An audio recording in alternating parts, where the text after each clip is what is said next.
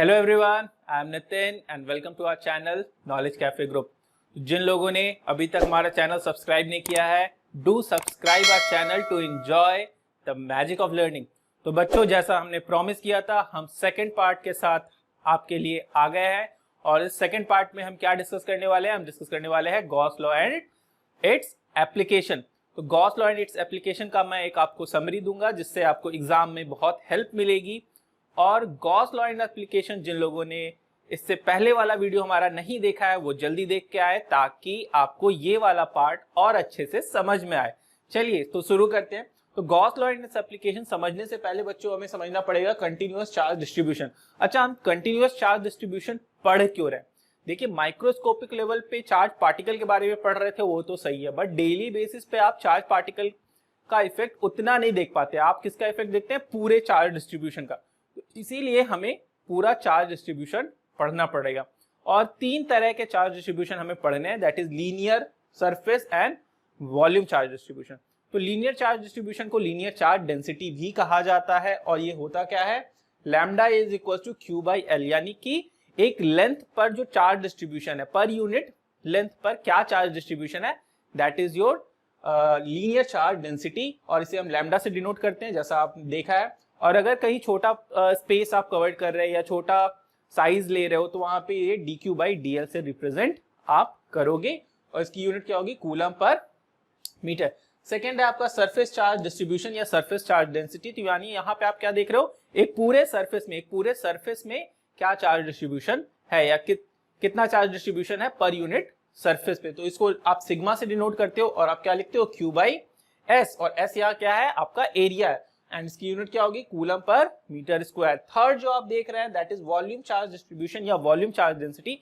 तो एक छोटा अगर आप वॉल्यूम कंसीडर करते हो सरफेस पर, तो that is your small volume that you are considering. और उस पर्टिकुलर वॉल्यूम में कितने चार्ज इंक्लूडेड है, that will telling you the volume charge density. और यहाँ पे इसे रो से डिनोट करते हैं, and it is equals to Q by V. V यहाँ पे क्या है? आप जो कंसीडर कर रहे हो उसका वॉल्यूम।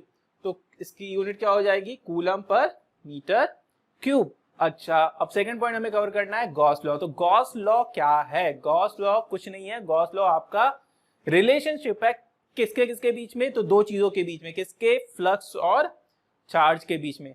तो ये देखिए, मैंने स्टेटमेंट यहाँ लिखा हुआ है। It is not the statement, it is just the relationship between net flux enclose inside close surface to the net charge enclose by that surface. तो एक क्लोज सरफेस द्वारा जितना चार्ज इनक्लोज किया जाता है, और जो उस पर्टिकुलर क्लोज सरफेस से जो फ्लक्स होता है उसमें, या क्लोज सरफेस से जो फ्लक्स गुजरता है, उनके बीच का रिलेशन है। अच्छा, ये रिलेशन आपको क्या बताता है?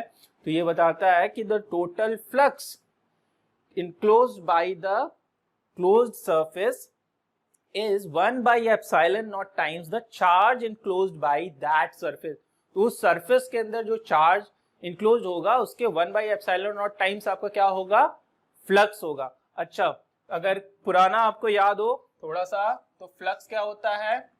It is a dot product of electric field and area vector.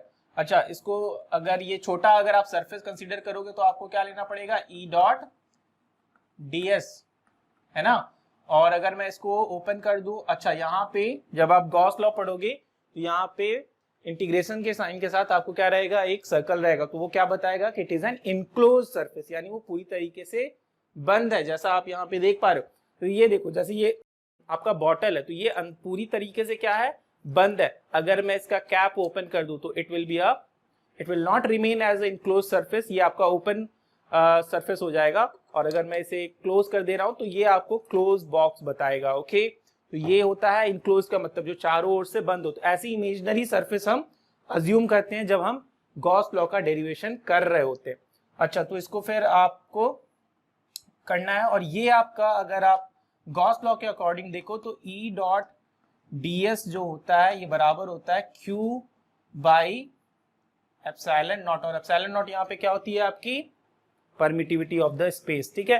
और ये Q कैसा होना चाहिए? Q ऐसा होना चाहिए जो सरफेस के अंदर, जो भी आप इमेजिनरी सरफेस या जिसे गॉसियन सरफेस कहते हैं, जो अज्यूम कर रहे हो, उसके अंदर जो होती है वो होनी चाहिए। तो ये आपका बेसिक फॉर्मूला है that is for Gauss law. अच्छा, इसके अंदर हमें फिर पढ़ने हैं एप्लीकेशंस।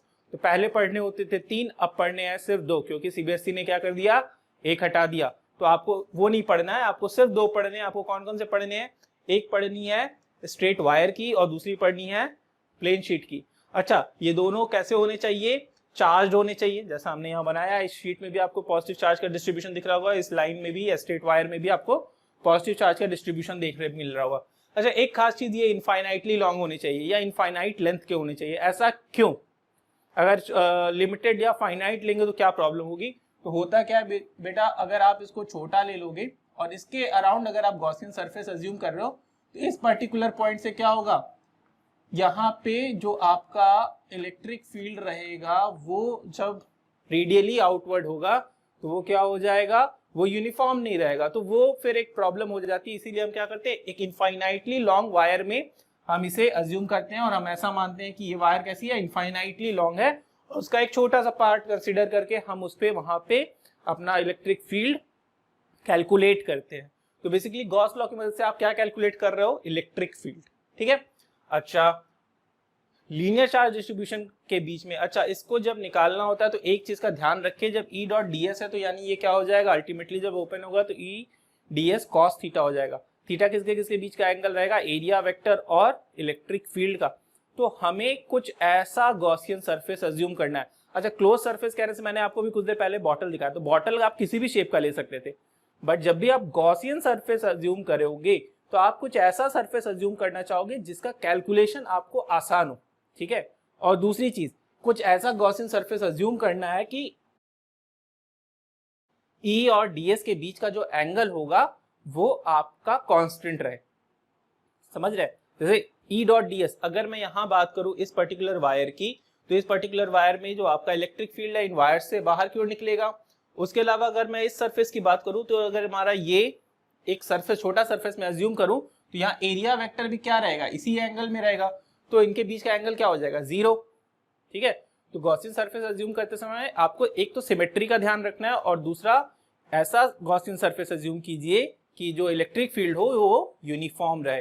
तो जब वायर का केस है तो आप सिलेंड्रिकल गॉसियन सरफेस अज्यूम करते हैं, और जब आप इसकी कैलकुलेशन करोगे तीनों सरफेसेस पे, यानी ये आपका सरफेस 1, ये सरफेस 2, ये सरफेस 3, तो सरफेस 1 और 3 पे जो एंगल बन जाएगा वो बन जाएगा 90, तो वो कैंसिल हो जाता है। बचता क्या है, सिर्फ ये वाला, क्योंकि यहाँ पे एंगल बनेगा 0, और जब आप इसे कैलकुलेट करोगे तो आपको ये इलेक्ट्रिक फील्ड मिल जाएगी। ठीक है, फॉर्मूला आपको यही लगाना है। Understood, good. अब नेक्स्ट जो है वो है electric field due to infinitely long uniformly charge plane sheet. तो प्लेन शीट हमें ऐसी लेनी है जो यूनिफॉर्मली लॉन्ग हो और उस पर चार्ज डिस्ट्रीब्यूशन कैसा हो, यूनिफॉर्म हो। इसकी वजह से आपको क्या निकालना होगा, इलेक्ट्रिक फील्ड। इलेक्ट्रिक फील्ड निकालना है तो हम क्या करेंगे, हम फिर से एक गॉसियन सरफेस अज्यूम करेंगे, और हम यहाँ पे एक सिलेंड्रिकल गॉसियन सरफेस फिर से अज्यूम कर रहे हैं। और यहाँ पे भी हम क्या करेंगे, 3 पार्ट में इसे चेक करेंगे। तो फर्स्ट पार्ट आपका ये होगा, सेकेंड पार्ट आपका मैं इसे मान ले रहा हूँ, और थर्ड पार्ट ये जो स्पेरिकल सरफेस है हम उसे मान ले रहे हैं। ठीक है, जो सिलेंड्रिकल सरफेस है हम उसे मान ले रहे हैं। तो बेसिकली आप देख पाओगे क्या होगा, यहाँ पर और यहाँ पर, इस जगह और इस जगह जो एंगल होगा एरिया वेक्टर और इलेक्ट्रिक फील्ड का, वो क्या हो जाएगा, 0।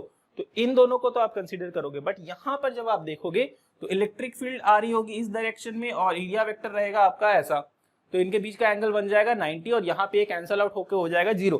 तो हमें सिर्फ ये 1 और 2 पॉइंट जो हमने मार्क किए हैं वहां पे जो इलेक्ट्रिक फील्ड मिलेगी उसी को कैलकुलेट करना है और ऐड करना है। अच्छा, दोनों रेडियली आउटवर्ड है इसलिए ऐड होते हैं, और अल्टीमेटली हमें इलेक्ट्रिक फील्ड जो मिल जाएगी गॉस लॉ के अकॉर्डिंग वो मिल जाएगी E equal to sigma by 2 epsilon not. तो ये बेटा मैं बेसिकली डायरेक्ट फॉर्मूला आपको बता रहा हूँ, ये सिर्फ रिवीजन क्लास है इसलिए हम सिर्फ यहाँ फॉर्मूले पे ध्यान दे रहे हैं। इसका कंप्लीट डेरिवेशन और कंप्लीट कंसेप्ट मैं अपने कंप्लीट वीडियो सीरीज में आपको अगले वीडियोस में लेकर आऊंगा। आई होप आपको ये वीडियो अच्छी लगी हो। अगर यह वीडियो आपको पसंद आई है तो अपने दोस्तों के साथ जरूर शेयर करें, and do subscribe our channel, and have a nice day children. Screenshot ले लिया, चलो बढ़िया, बाय।